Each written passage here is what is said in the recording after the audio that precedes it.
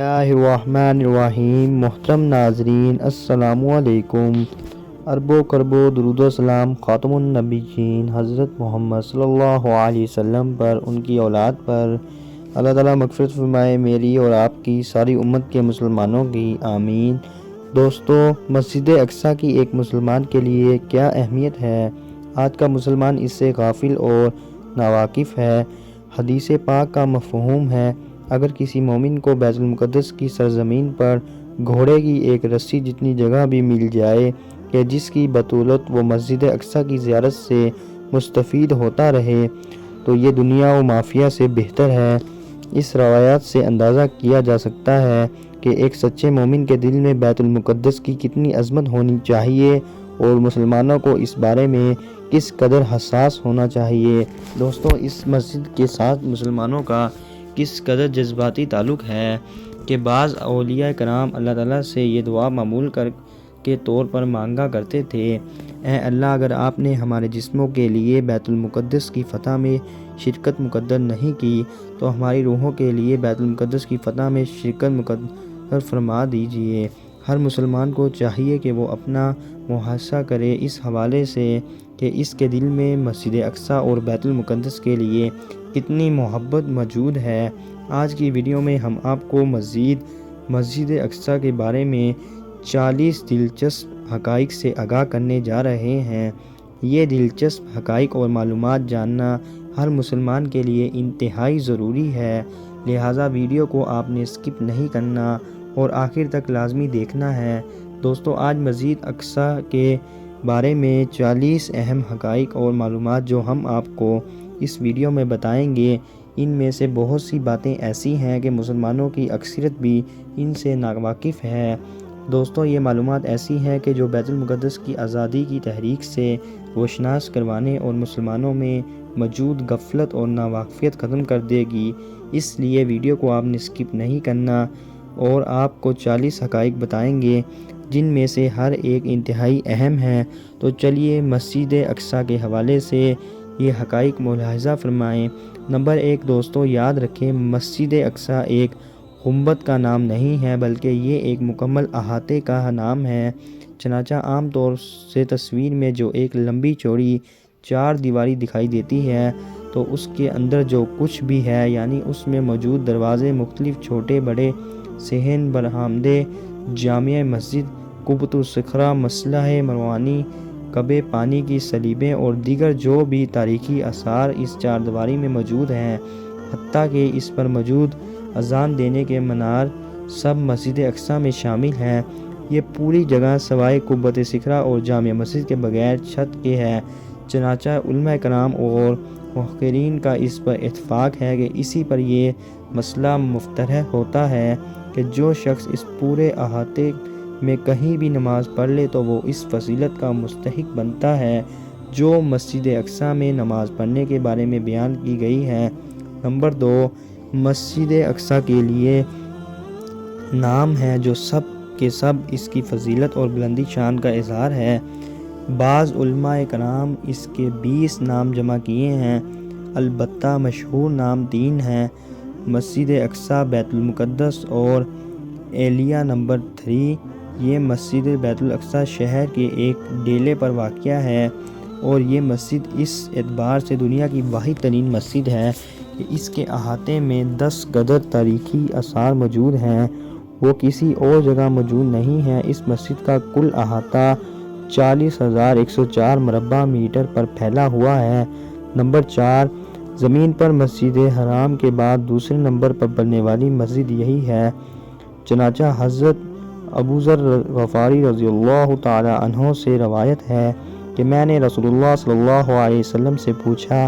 زمین پر سب سے پہلے کون سی مسجد تعمیر کی گئی؟ تو آپ صلی اللہ علیہ وسلم نے فرمایا، مسجد حرام میں سے پوچھا، پھر اس کے بعد کون سی؟ تو آپ صلی اللہ علیہ وسلم نے فرمایا، مسجد اقصیٰ۔ میں نے پوچھا، ان دونوں کی تعمیر میں کتنی مدت کا فرق ہے؟ تو آپ نے فرمایا 40 سال۔ نمبر 5، ایک ایسی مسجد ہے کہ خود اس کا اپنا احاطہ بھی اور اس کا ارد گرد بھی مبارک علاقہ ہے۔ چنانچہ اللہ تعالیٰ کا ارشاد ہے، وہ ذات جس نے اپنے خاص بندے کو رات کے ایک حصے میں اپنے محمد مسجد اقصی سے اس مسجد اقصی تک کی سیر کرائی، جن کے ارد گرد ہم نے برکت رکھی ہے تاکہ اسے اپنی نشانیوں میں سے کچھ دکھائی دیں، بے شک وہی کامل سننے والا اور کامل دیکھنے والا ہے۔ اس لیے بعض علماء کرام نے کہا کہ اگر اس ایک آیت کے علاوہ اس مسجد کی فضیلت کے بارے میں اور کوئی بات بھی نہیں ہوتی تب بھی یہی ایک آیت بہت کافی تھی، پھر جب اس کا مبارک تو خود اس مسجد کی برکت کتنی ہوگی۔ شاید یہی وجہ ہے کہ مسجد حرام اور مسجد نبوی کے علاوہ باقی تمام مسجد سے اس کا مقام و مرتبہ بڑھ کر ہے۔ نمبر 6، یاد رہے کہ مسجد اقصی مسلمانوں کا پہلا قبلہ ہے۔ اس کی تفصیل حضرت ابراہیم ناظر رضی اللہ تعالی عنہ سے سنیے۔ فرماتے ہیں ہم نے رسول اللہ صلی اللہ علیہ وسلم کے ساتھ مل کر 16 یا 17 مہینوں تک بیت المقدس کی طرف رخ کر کے نماز پڑھی، پھر ہمارا رخ قبلہ بیت المقدس کی طرف پھیر دیا گیا۔ یاد رہے کہ قبلے کی تبدیلی کے بعد بھی اس مسجد اقصی کی اہمیت ختم نہیں ہوئی، بلکہ مسلمانوں کے دلوں میں اور اسلامی شریعت میں پہلے کی طرح ہمیشہ کے لیے اس کی عظمت برقرار رہی اور برقرار چلی آ رہی ہے، الحمدللہ۔ نمبر 7، نبی کریم صلی اللہ علیہ وسلم نے اس مسجد کی فضیلت اور عظیم و شان کو بیان فرماتے ہوئے اور یہ بھی واضح کیا ہے کہ ہر سچے مسلمان کا دل اس کے ساتھ جڑا رہتا ہے اور اسے براہ راست دیکھ لینا بھی اپنے لیے بڑی سعادت سمجھتا ہے۔ حضرت ابو ذر غفاری رضی اللہ تعالی عنہ سے روایت ہے کہ ہم نے رسول اللہ صلی اللہ علیہ وسلم سے اس بات کا مذاکرہ کیا کہ مسجد اقصی افضل ہے یا مسجد نبوی، تو رسول اللہ صلی اللہ علیہ وسلم نے فرمایا میری اس مسجد میں ایک نماز مسجد اقصی میں 4 نمازوں سے زیادہ فضیلت رکھتی ہے، اور سچ تو یہ ہے کہ وہ بھی بہت ہی اچھی نماز کی جگہ ہے، اور یہ بھی حقیقت ہے کہ کسی بندے کو اگر وہاں زمین کی کا فقط گھوڑے کی رسی کی جگہ جتنا ٹکڑا مل جائے کہ جس کی بدولت وہاں رہ کر بیت المقدس کی زیارت سے مشرف ہو سکے تو یہ بات اس کے لیے پوری دنیا سے بہتر ہوگی۔ نمبر 8، دوستو، نبی کریم صلی اللہ علیہ وسلم نے اس مسجد کے فتح ہونے سے پہلے ہی اس کے فتح ہونے کی بشارت عطا فرمائی، جو ایک طرف ہمارے نبی صلی اللہ علیہ وسلم کا معجزہ ہے اور دوسری طرف اس مسجد کی عظمت کا نشان بھی، جیسا کہ حضرت عوف بن مالک رضی اللہ تعالی عنہ نے فرماتے ہیں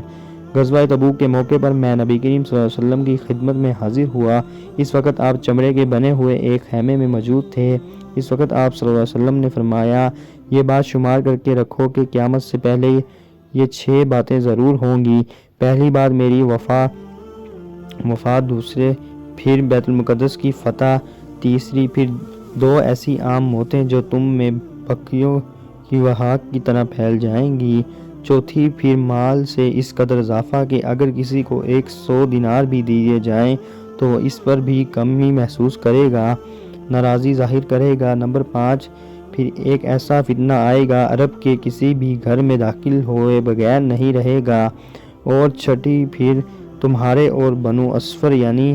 رومیوں کے درمیان ایک صلح کا زمانہ آئے گا، مگر وہ تم سے بدہودی کریں گے اور تم سے لڑنے کے لیے اسی جھنڈے تلے جمع ہو کر آئیں گے، ہر جھنڈے کے نیچے 12,000 سپاہی ہوں گے۔ اور دوستو، مسجد اقصی کے حقائق نمبر 9 کی اگر بات کی جائے کہ یہ طائفہ منصورہ کی قیام کا اور اہل ایمان کا مضبوط گڑھ ہے،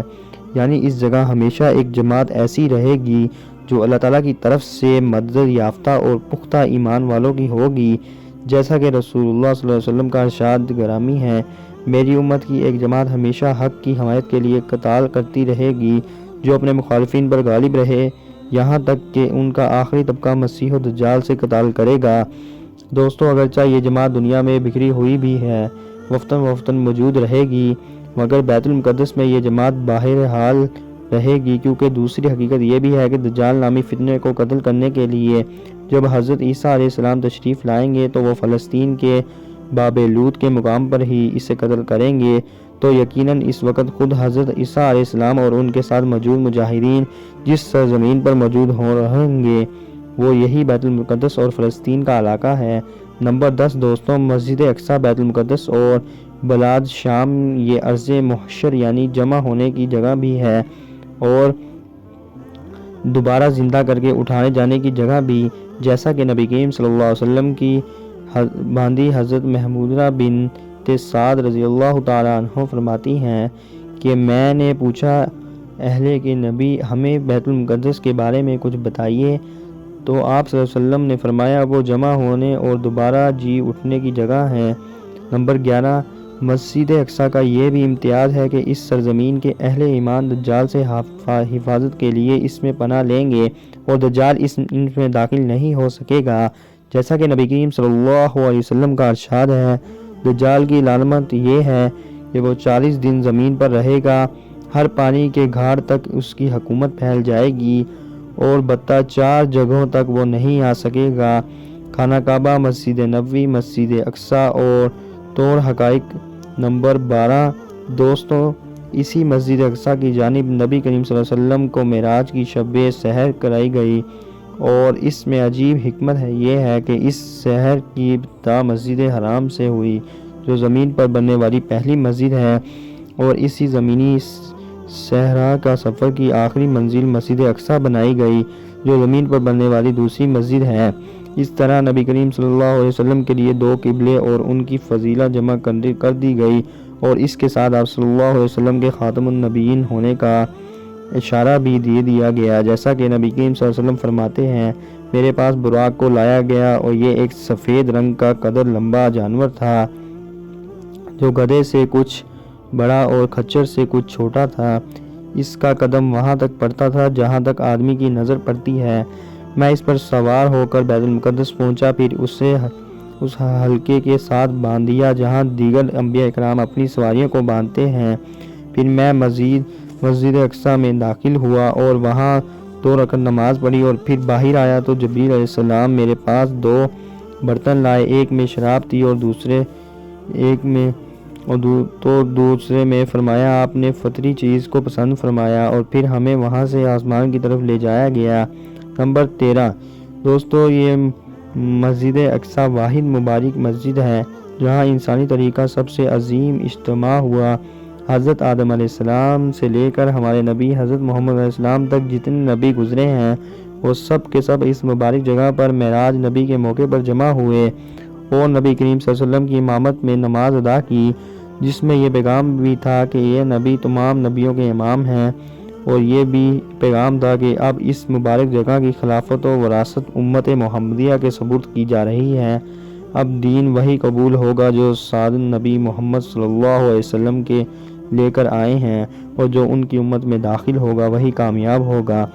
نمبر 14، اس مسجد کی طرف جالے قصص سفر کیا جاتا ہے، اور اہل علم کا اس بات پر اتفاق ہے کہ اگر کوئی باقاعدہ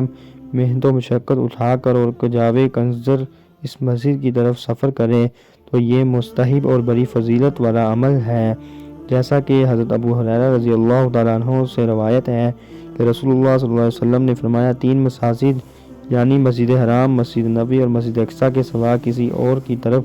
کجاوے نہ کیسے جائے۔ اس لیے متحد صحابہ کرام نے دور دراز سے سفر کیے تاکہ مسجد اقصیٰ کی زیارت کر سکیں اور وہاں نماز پڑھ سکیں، بلکہ بہت سی سلف صالحین تو اپنے زمانے میں تعلیم و تربیت کے حلقوں کے ذریعے اس مسجد کو آباد کرتے رہے۔ نمبر 15، اس مسجد میں نماز پڑھنے کا اجر و ثواب کئی گنا بڑھا دیا جاتا ہے، جیسا کہ حضرت ابوت رضی اللہ تعالیٰ عنہ رسول اللہ صلی اللہ علیہ وسلم کے پاس بیٹھ کر اس کا بات کا مذاکرہ کرتے رہے کہ کون سی مسجد افضل ہے، رسول اللہ صلی اللہ علیہ وسلم کی مسجد یا بیت المقدس؟ تو رسول اللہ صلی اللہ علیہ وسلم نے فرمایا میری مسجد میں نماز پڑھنا بیت المقدس کی 4 نمازوں سے افضل ہے۔ دوستو، اگر آپ کو آج کی ہماری ویڈیو پسند آئی ہے تو ہماری ویڈیو کو لائک کرنا اور ہمارے چینل کو سبسکرائب کرنا، اور ایسی مزید انفارمیٹیو ویڈیو دیکھنے کے لیے ہماری ویڈیو کو شیئر کریں۔ اللہ آپ کا حامی و ناصر رہے۔ اللہ حافظ۔